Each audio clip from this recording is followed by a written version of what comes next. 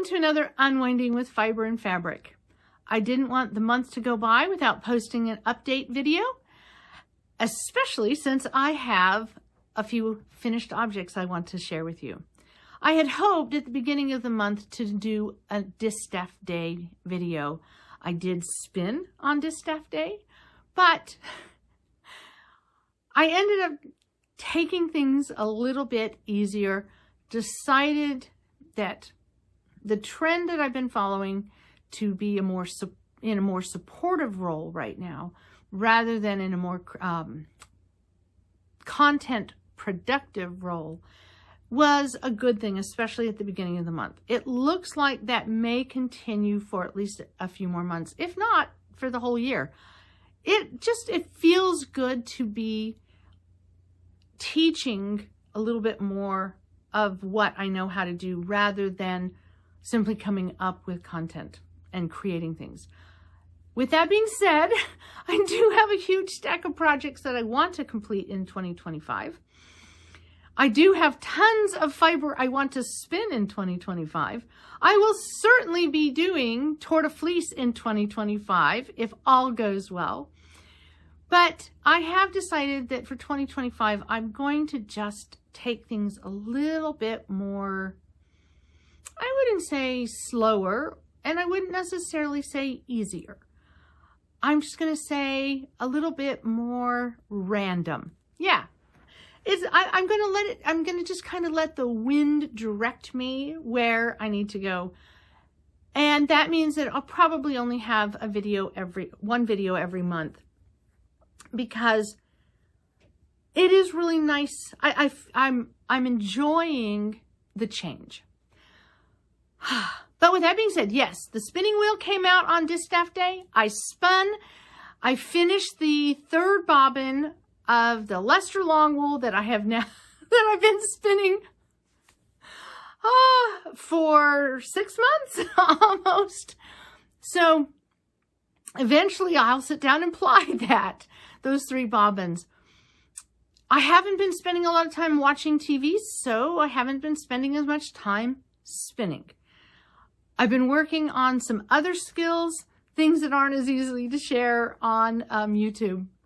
But I have been in the sewing room. I did just before Christmas, as in Christmas Eve. For those of you that have been following me a while, you know I have been making some small wall hangings with Sunbonnet Sue at different seasons. I started off with a spring one. I made a fall one this fall. And on Christmas Eve, I finished my Christmas one. Legitimately finishing the stitches on Christmas Eve while watching TV with my husband. So I finished that one. A little close up. Yep, there's in front of the camera. There's Sue. There's Sam or Andy, depending on how you want to call them. The designs are my own.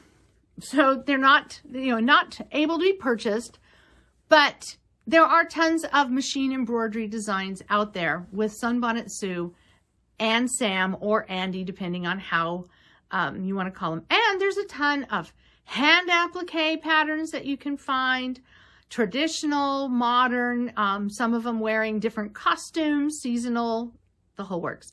But these are just 2 little designs that I did up. And yes, I finished the quilt the Christmas Eve, so it went up and it was there for Christmas morning.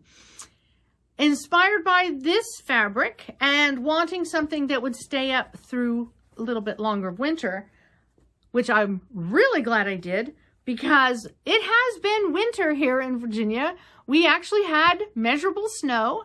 There's a kitty behind me. We had measurable snow. We are now really cold. We didn't even get up to freezing today. So I'm really glad I was inspired to do another Sunbonnet Sue and Sam, this time with snowmen. We did not get enough snow for the snowman, but, and it's so cold. No, I wasn't going outside to play in the snow. So I made this one. So I have 2 to add to my collection, and that gives me spring, it gives me fall, it gives me Christmas, and it gives me winter. The only thing I don't have at this point is summer. We'll see if I need to make one of those. Spring kind of works for both seasons. But I was really delighted with this one. You can see me. The snowman has a little pom-pom type stitching on the top. The colors, oh, I just love the way the colors worked out. The little green on that blue. It just, wonderful winter. And it is able to be hanging on the wall while we're experiencing a cold, cold January.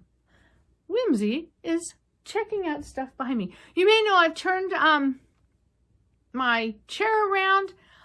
I'm actually sitting in a different chair than I normally did. One of the things with Christmas this year, and I'm not sure I ever really took good pictures of the Christmas trees and stuff. Sometimes in the past I've taken videos and shared them, and I think I may have forgotten to do any of that this year. I have pictures like of, family and stuff like that, but I'm not sure I took any staging photos. But one of the things that we did is we rearranged the furniture. My son is staying with us for a while, and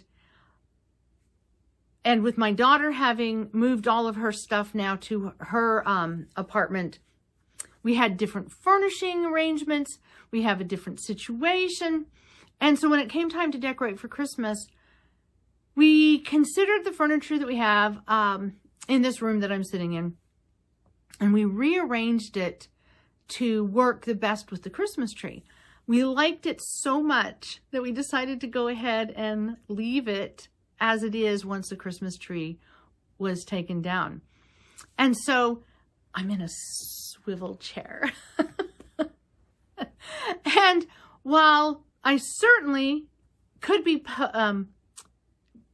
set up the camera to where I would be the same look behind me, I decided to try this arrangement today because I'm noticing that all my light, so that my face and all my rosy cheeks, so that I have all this light on my face, I'm not getting as much light on my glasses. So, a little side note there, it looks different. And that means when Whimsy was behind me, you could actually see her as she's investigating everything. Okay, so where was I? So I showed you 2 of the wall hangings, Sunbonnet Sue. Yes, it's gonna, I don't think it's gonna be a very long video today, and it's probably gonna be a little chaotic. It is just a sign of the times I am in good spirits. I feel good physically most of the time. I've kind of changed my routine during the day.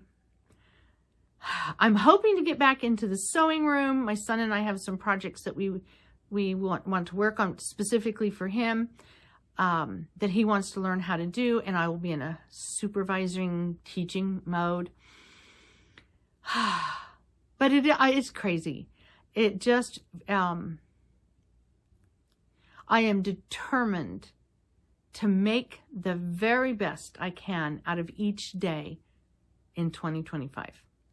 2024 had a lot of behind the scenes stress and worry and emotion, and I've just made the commitment for 2025 that I'm going to try to do better at being a little bit more in the moment and being more efficient in addressing the emotional blips that occur during the day. So, but it does, I'm feeling kind of all over the place. I have a project that I'm working on. As some of you that have been watching my video know, I started being a game master for a tabletop role-playing game that we're hosting. I started doing that. I'm really enjoying it, and I have a big kind of event day coming up this weekend. So my brain is somewhere else, not in crafting. And it's been wonderful having this other thing that's using my brain in a different way, because it's helping heal pieces of me. Okay, sidetrack, sorry. Fiber project. I've shown you the 2 quilts. Let's see, did I have another? Ah, yes, I've shown you the 2 quilts. I did want to share, I have this here. It's been so cold. My son was like, we were rearranging some stuff in one of the rooms when we were trying to put away some of the Christmas stuff. And he found this and he asked me what it was. And I know I did a show and tell of this a couple years ago after I made it. But he's like, well, so what is it? And I said, well, it's kind of a cowl. And I made it. And what I was trying to do is have something that I could wear like this. Well, it was so cold the last couple days that I actually discovered that this actually looks really good and is quite warm, worn like this. Now, it's probably not the best thing with my hair down, but most of the time, especially as frigid cold as it's been, my hair, instead of being down, is pulled up in a bun in the back. There we go. Because it's so staticky. It is just, in fact, I even started wearing a scarf headband, a cotton scarf headband that I then roll up my hair and tuck into the headband, because even wearing, or even using the little hair clippy things causes so much static right now. My hair is so dry. So, but I wanted to share this with you because I thought it was actually quite lovely with the purple shirt I had on. And there, you have it. It has been so cold. My cheeks are rosy right now because just before I sat down to record, I went and put some more logs on the fire in the basement. And my face hasn't recovered from sitting there going, oh, it's so nice and warm here. So I have this I wanted to share again. As I said, it's from ages ago, show and tell, at least 2 years ago that I made this. But it has come out because it has been that cold that and I don't know if it's just something my body's doing differently, but even though I am having hot flashes all the time, I've had a hard time staying warm during this cold streak, which I haven't had that problem in years and years. So this has been out. This has been lovely to have. I've been wearing my capelet. I have been wearing my wool. And because it's so cold, I dug out this. I wouldn't call it a UFO. It was, you know how you have those projects that you specifically make so that you can take them with you when you go places? That's what these were. These were my socks that were my vanilla socks that were designed to just go with me, grab and go project. Well, I've been wearing my wool socks so much. The 2 pairs that I have, because I don't like to knit socks, I guess, or at least I don't make enough of them very often, that they started getting holes in them. And they actually were a little too big for my feet because, you know, I don't follow patterns. And so the pattern that I have is one that I made. And so they were a little bit big, and they're made out of superwash wool that I had dyed up years ago that I was trying to use up. So of course, as you wear them as house socks, they stretch and you have to throw them in the wash to try to shrink them down, and they stretch again. And so I pulled these out, and these were only knit to here. I had them on 2 different needles. I had them to here. And I pulled these out, I guess about a week ago when the cold really, when we were looking towards the second wave of serious cold. And I finished them last night, washed them up today, dried them. And the thing I wanted to share with you about these, they're vanilla socks. I like to do toe up, a cast on method. I think Very Pink Knits. And I can't remember the type of cast on, but I'll see if I can put the link in the description below. of the style I did, but it's a toe up, and it's where you actually start by putting all these loops, holding the 2 needles together. I don't know why I keep thinking it might be a Russian cast on. I don't know. But I start on a toe up. I toe up, then I do the increases, because especially with my hand spun or when I'm trying to use up remnants of other things, I like to go toe up, because then if I have the time or the extra yarn, I can make them long. I'd rather have them longer than shorter. These were, I just wanted them done because my feet are cold. But the thing is I did some sort of strange miscalculation when I started to do the heel. So you do a bunch of increases and then you do the decreases for the heel. And I guess you do, you do a bunch of increases going here, and then you do some short rows to do the decreases. And I did something wrong compared to my other ones in calculating the width of my short rows. And I ended up with a very narrow heel here that don't know why. I don't know what I did differently than in the ones in the past. Okay. It didn't match up. If I made it so it decreased up to there, I ended up with much fewer stitches than I needed. And so I got the one sock to that point. I was like, I don't know what I did wrong. And I was so desperate to get these done. I did not want to take all of it out. So I just proceeded. And oh my goodness, these are fabulous. I have no idea if anybody else does a wonky heel like that, but they are fabulous because that smaller little heel flap actually fits my foot better. So it is a strange, let me see, it is a strange sock, but the other one matches. So I have 2 wonky little socks that fit my feet really nicely, nice and snug, but not too snug. And I am thrilled with them. The other just a funny thing on this. So this yarn was some that I dyed in a class that my daughter and I took years ago. Over 10 years ago now, I think. Just over 10 years ago, I think.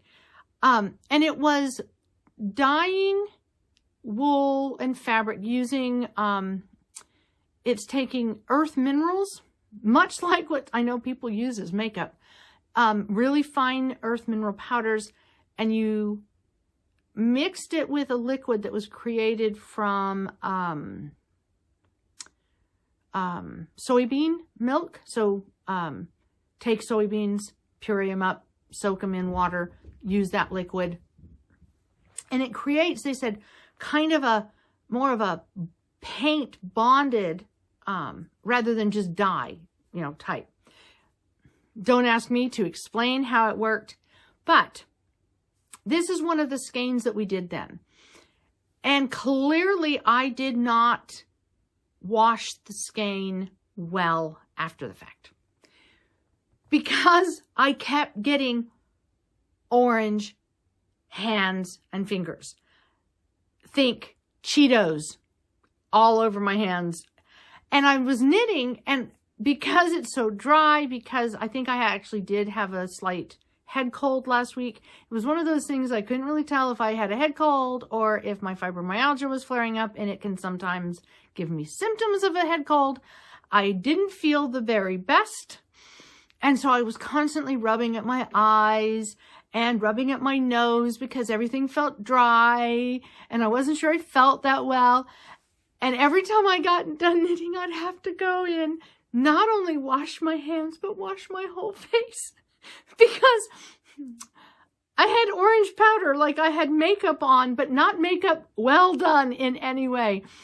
And so it was really quite funny.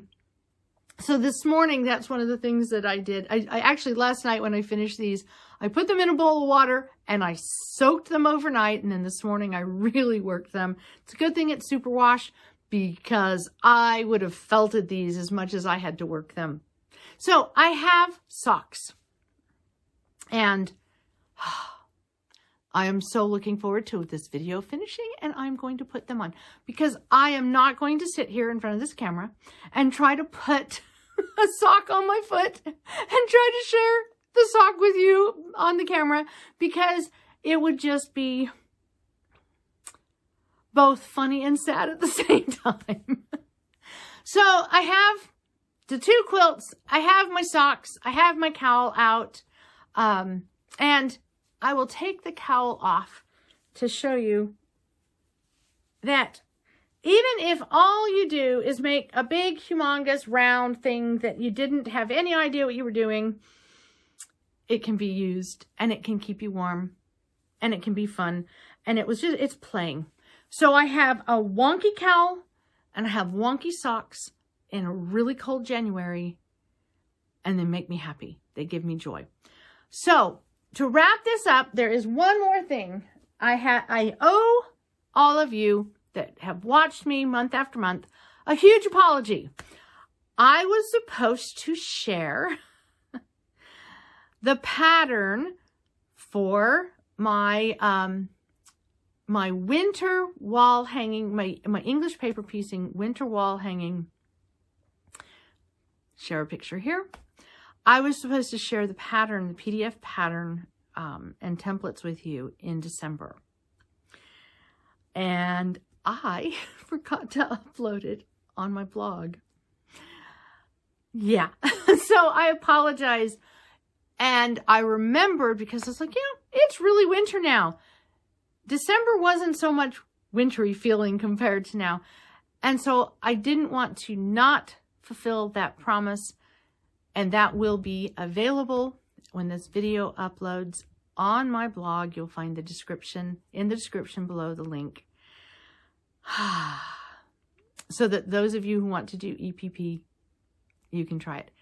It can technically be done by standard template piecing techniques. So it could very easily be done sewing it together with a sewing machine rather than by hand. There are some tiny pieces in some cases. It would be easy to adjust and manipulate though. So feel free to use it. And that is what I have to share with you. I just wanted to tell all of you, thank you for those of you that have subscribed to my channel, that hit like on my videos. If you want to know when my video uploads, I would hit that little bell to get a reminder, because I can't tell you ahead of time when it's coming out. I'm not even doing very well with Instagram. In truth, I can't say that my use of technology has diminished at all, but my use of social media has gone down quite a bit.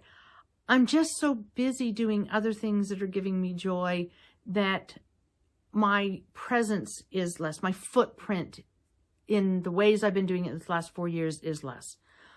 I am learning how to use different techniques and different technology. And, as many of you know, you only have so many spoons in that drawer. And when they are used up, you have to wait till you get them cleaned up again and ready to use. There's only so much space I have in my brain to dedicate to the different things, the many different things that I love to do. So thank you for all of you that have subscribed, that continue to watch my videos regardless of what the topic is. Thank you for those of you that, ring the little bell and get notifications so that you don't miss a single video. Thank you especially for those of you that hit like and comment. I can't tell you how much I appreciate those of you that do that.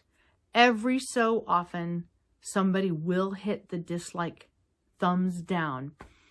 And I go to, I just refuse to let that bother me. I make these videos, I share these videos because they give me joy, and I hope that they give at least one other person a little bit of joy and a little bit of time to unwind with fiber and fabric as well. So until February, which I know is like, what, a week away, I wish you all the best unwinding with fiber and fabric. And I hope that if you are in the winter months that you are staying warm. And if you are in the summer months, I hope you're staying cool. And I hope that wherever you're at, you're finding a little joy. And if nothing else, you're finding a little bit of peace in the chaotic world that we live in. Sometimes through watching a video, sometimes through making wonky socks and cowls. I wish you the best, and we will see you again, hopefully sooner than later. Bye-bye for now.